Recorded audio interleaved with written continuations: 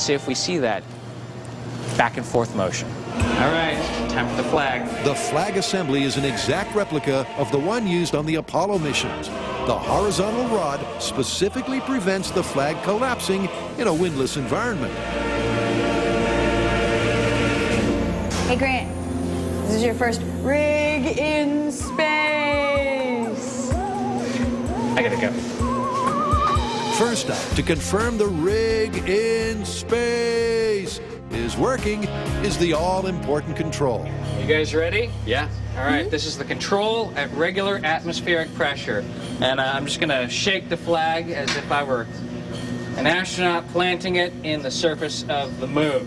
All right. Ready? Be the astronaut. Here we go. 3, 2, 1. All right, it's moving. And ready?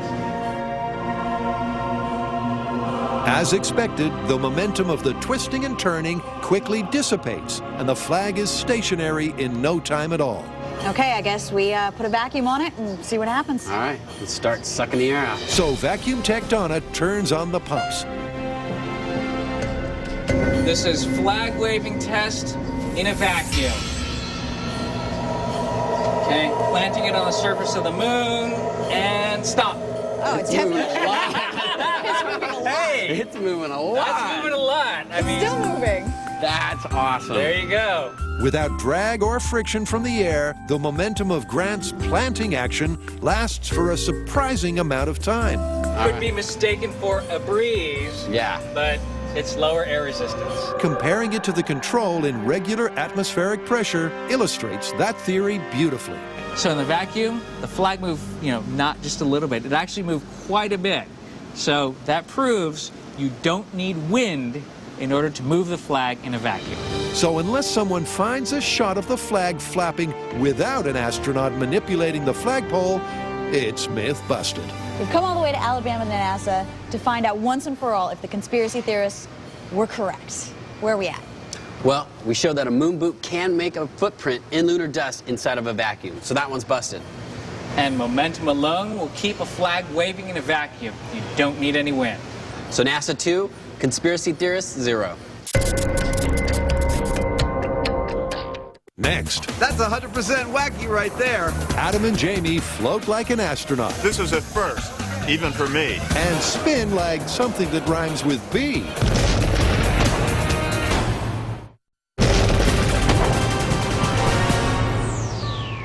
Adam and Jamie have already seen that NASA didn't slow down the film to fake the Apollo mission moonwalks.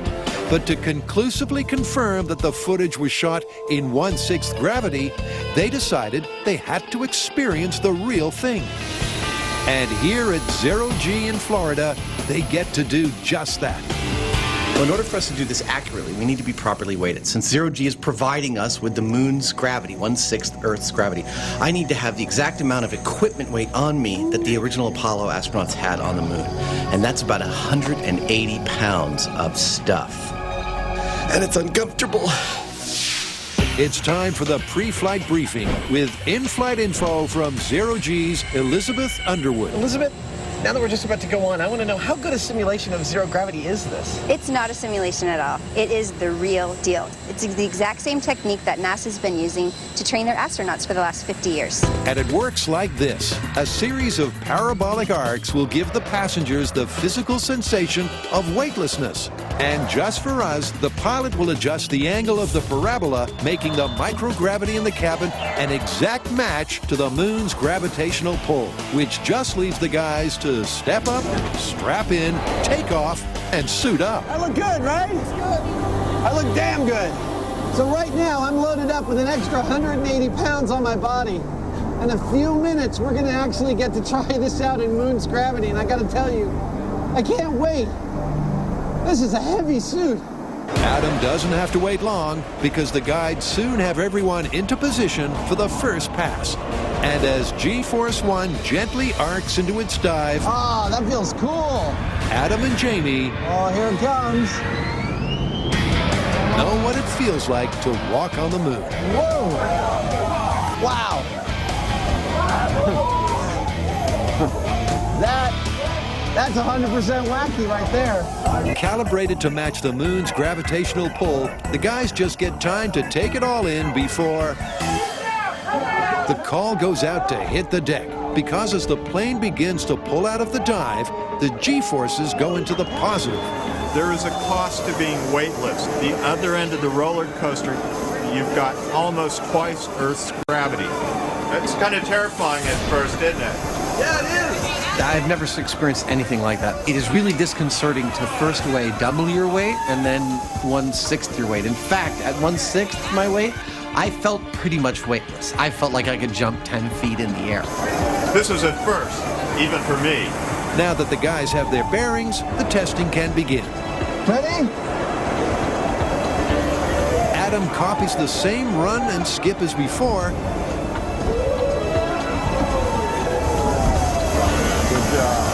This time leaving out the jump because of height restrictions in the cabin. The movement felt totally natural as soon as I started doing it, and all the NASA footage makes sense to me now. The skipping they did is a totally efficient way to move in that gravitational pull. I couldn't think of a better confirmation for the NASA footage than trying this myself. When Adam was walking or running, he was experiencing the exact same thing that Neil Armstrong would have on the moon. It was 1/6 Earth's gravity. Adam did a great job with the bungee cords. It looked pretty convincing, but being here on this plane in microgravity and watching him, it's totally different. Nothing really compares to what we saw here on this plane, so as far as I'm concerned, they went to the moon. Dude, that was awesome. We have been very thorough here. Yeah, you can't get much tidier than that. I mean, not only did we start out by replicating precisely the circumstances that theorists say were used to fake the moon footage, But we also put ourselves in a calibrated moon gravity environment. the theory that it's faked, busted. Busted. Hi, I'm Buzz Aldrin, and I've already been to the moon. All you had to do is ask. Anyway, I think the Mythbusters did a great job proving that. In fact, they produced too much material to fit into a single show. If you'd like to see the extra, it's online at discovery.com/Mythbusters. Coming soon. Adam and Jamie light up a giant laser to put the lights out on the moon landing hoax.